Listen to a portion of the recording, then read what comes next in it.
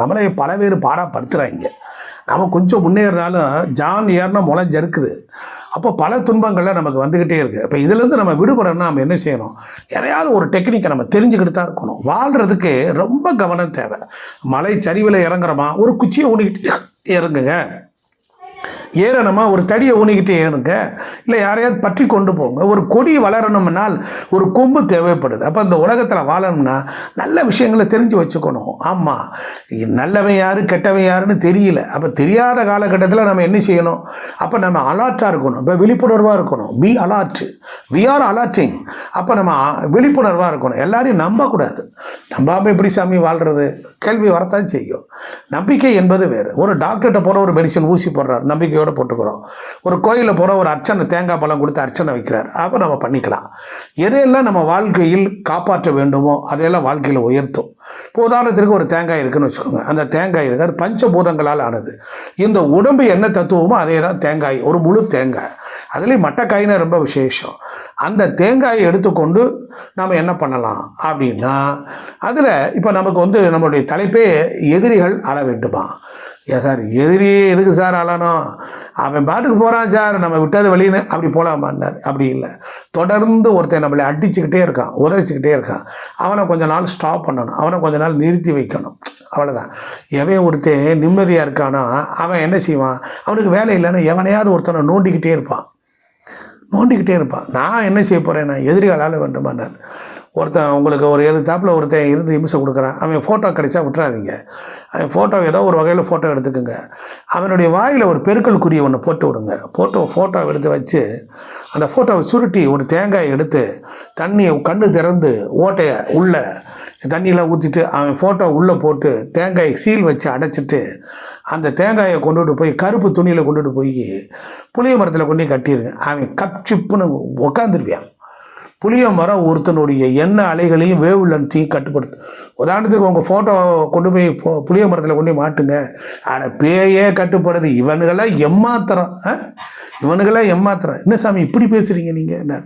வேறு என்ன செய்ய சொல்கிற? தொடர்ந்து ஒருத்தனுக்கு இம்சை கொடுக்குறாயா? எனக்கு தெரிய ஒரு ஊரில் விருதுநகர் மாவட்டத்தில் சொத்துக்கு ஆசைப்பட்டு மூத்த தாரத்து இளைய தாரத்து மகங்களுக்கு சொத்தை பிடுங்குறதுக்காக தொடர்ந்து செய்வனை வச்சு ஒருத்தனை கொன்னே விட்டான். அந்த செய்வனை வைக்கிறவன் என்ன சொல்கிறான்? சேலஞ்ச் பண்ணுறான். என்னுடைய வித்தைக்கு முன்னால் எவன் வேணாலும் எடுக்கட்டும், அடுத்த 10 நிமிஷத்தில் நான் செய்கிறேங்கிறான். எவ்வளவு சேலஞ்சாக இருக்கான். ஏயா, நெகட்டிவ் பண்ணுறவனே இவ்வளோ தூரம் பேசினா பாசிட்டிவருடைய அட்டிடியூடுக்குள்ளே வரக்கூடிய நாம் ஹரி பக்தர்கள், கிருஷ்ண பக்தர்கள், சிவபக்தர்கள், அம்பாளுடைய பக்தர்கள் நாம் சோரம் போயிடுவோமா? அண்ணாமலையார் இருக்க நமக்கு என்ன கவலை? காளகத்தீஸ்வரர் இருக்க நமக்கு என்ன கவலை? புரியுதுங்களா? அதனால் இது மாதிரியெல்லாம் அந்த காலத்தில் செஞ்சுருக்கிறாங்க. அதனால் இந்த வீடியோவை நல்லதுக்கு பயன்படுத்துங்க. எதிரி ஒருத்தனை உங்களுக்கு இம்சை பண்ணிக்கிட்டே இருக்கான் அப்படின்னா அவனுக்கு இதை பண்ணுங்க. ஒன்றும் வேண்டாம், அவன் உங்கள் வழிக்கே வரக்கூடாதா? நேராக போங்க, நரசிம்மர்கிட்ட போய் இழுப்பை எண்ணெய் விளக்கு போடுங்க. எவன் பேரில் அவன் என் வழிக்கே வரக்கூடாது, அவனை டேக் டைவர்ஷன் பண்ணி விடுன்னு சொல்லி இழுப்பை எண்ணெயில் போய் விளக்கு போடுங்க. தேங்காயிலே போடுங்க. புரியுதுங்களா? அந்த மாதிரி தேங்காய் என்பது ஒரு ஆத்மா. அந்த கண்ணை திறந்து விட்டு ஒற்றை கண், 3 கண் இருக்குது. ஒற்றை கண்ணை திறந்து உள்ளே இருக்கிற நீரை வெளியேற்றி எரிபொருளை எழுப்பி உள்ள ஒரு திரி போட்டு விளக்கை ஏற்றி எந்த நோக்கத்திற்காக யாருக்காக அதை செய்கிறோமோ தொய்வு இல்லாமல் தெளிவாக அவளை அழகாக கடவுள்கிட்ட வச்சு அவன் என் வழிக்கு வரக்கூடாது சுவாமி, புரியுதா? அவன் என் வழிக்கு வரக்கூடாது, அவனை ஏதாவது ஒரு பாதையை மாற்று, என்னை தெரியாத அளவுக்கு ஆக்கு. இப்படி கூட நீங்கள் பிரார்த்தனை செய்யலாம். இப்படி செய்தீர்களானால் கண்டிப்பாக வெற்றி உண்டாகும். புரியுதுங்களா? அதனால் தொடர்ந்தார் போல் இந்த மாதிரி செய்யலாம். அதுக்காக நல்லதுக்கு செய்யலாம்னா நல்லதுக்கு 1000 வழி இருக்குது. 3 கண்ணும் திறந்து 3 உள்ளே தேங்காய் எண்ணெய் ஊற்றி அதில் 3 திரியை ஏற்றி ஒன்றாக ஆக்கி அதில் நீங்கள் தீபம் ஏற்றி அதில் நெல் தானியத்தை பரப்பி வச்சிருந்தா விவசாயம் செழிக்கும். மரஞ்செடி கொடிகள்லாம் நல்லா இருக்கும். இப்படி முக்கண்ணன் சிவபெருமானே இருக்கிறார். அப்போ அகம் பிரம்மாஸ்மின்னு சொல்கிறோம். அந்த அகம் என்பது தேங்காயை அடிப்படையாக கொண்டது, ஆன்மாவை அடிப்படையாக கொண்டது.